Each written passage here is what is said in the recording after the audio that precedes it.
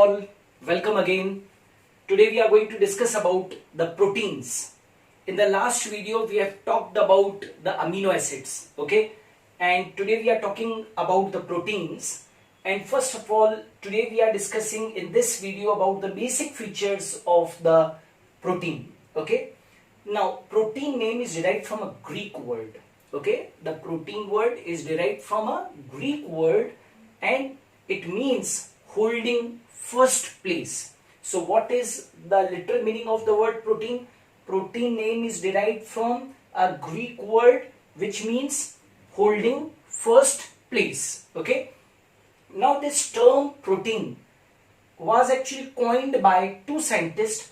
One was known as the Berzelius and the another was known as the Mulder. So two scientists, Berzelius and Mulder, gave the term protein, okay? Now the essential elements which are present in the proteins are four: carbon, hydrogen, oxygen and nitrogen. Again I am repeating, the essential elements which are found in any protein are carbon, hydrogen, oxygen, nitrogen. But it is also seen that most of the proteins also contain sulfur. Most of the proteins also contain sulfur, and some proteins are also having iodine, iron, phosphorus. Okay, so altogether we can say it as that the essential elements of the proteins are four: carbon, hydrogen, oxygen and nitrogen. Sulfur is present in most of the proteins, and also iodine, iron, phosphorus can also be present in the proteins. Fine. Now, after water, if we see the composition of the protoplasm, then after water, proteins are found in most abundant quantity in the protoplasm. The amount of the protein in the protoplasm is approx 7% to 14%. Okay. Now, as we have said in the previous topic also, that the smallest structural unit of the proteins are the amino acids.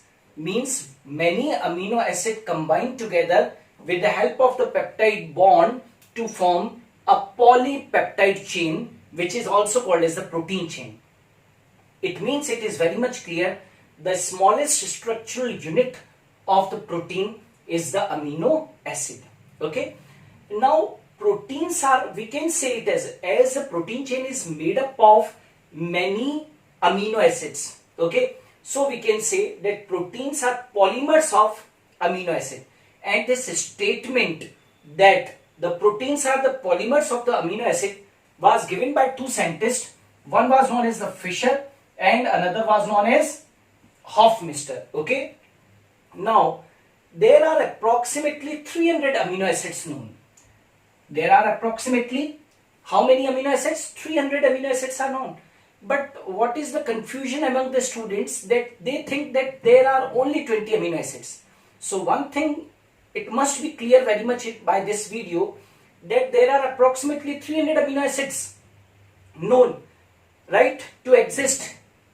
But out of them, only 20 type of the amino acids are used in the formation of the proteins. How many? Out of 300, only 20 amino acids are used in the formation of the proteins, and these 20 amino acids are categorized into essential and non-essential amino acids, what we have talked about in the previous video. Okay.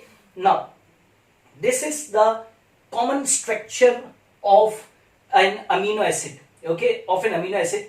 An amino acid is having the carbon, and this carbon is known as the alpha carbon. This carbon will be called as alpha carbon. And with this alpha carbon, four components are attached to it. One is known as the, right, this group, that is known as the amino group. The another one is known as the carboxyl group, right? This R group, which is variable, and this is the hydrogen atom. Okay, we have discussed already in the previous video.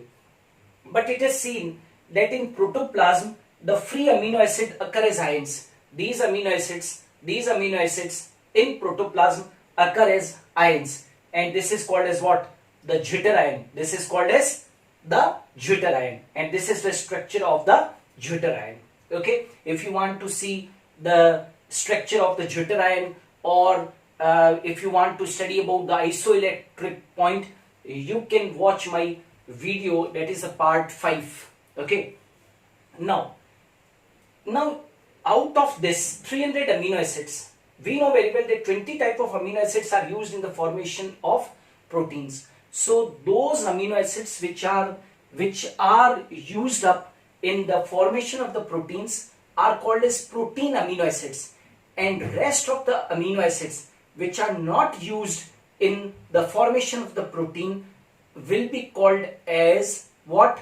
That is non-protein amino acids. Non-protein amino acid. Say for, I can give you some examples of non-protein amino acids. Say for, you have heard, if you have heard about ornithine, okay, if you have heard about the citrulline, right, all these are that is known as non-protein amino acid, and they will not participate in the formation of the protein. Fine.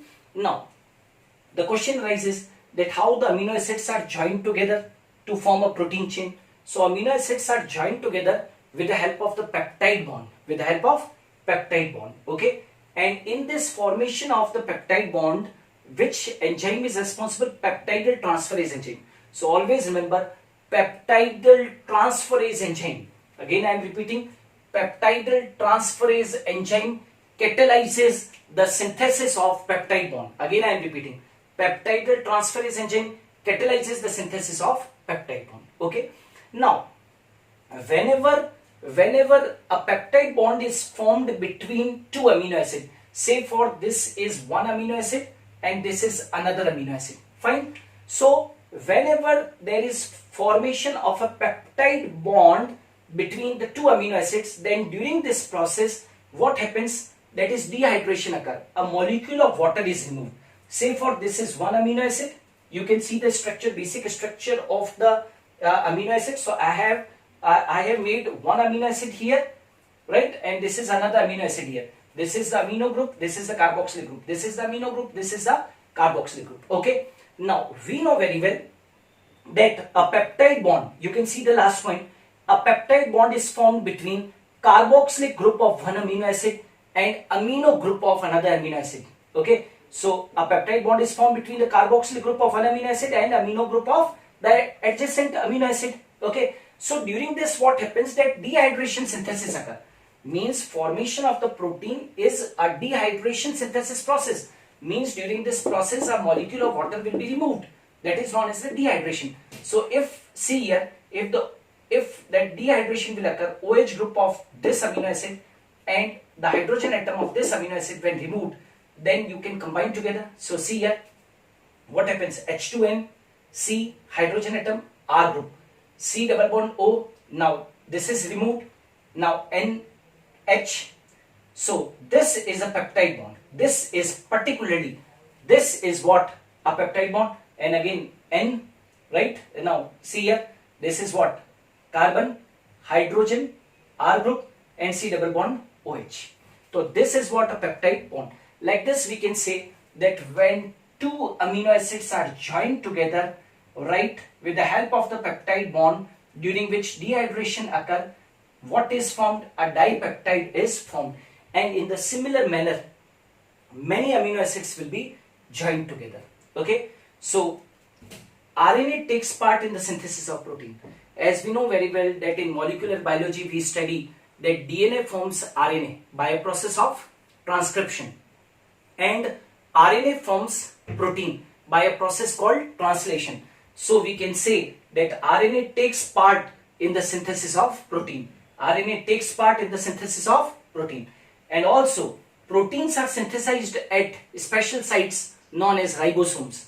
Proteins are synthesized at ribosomes, and that's why for the ribosomes, what we call for the ribosomes, that ribosomes are the protein factory. Ribosomes are the protein factories. Okay, so this video was based on proteins, and it was just based on the general features of the proteins.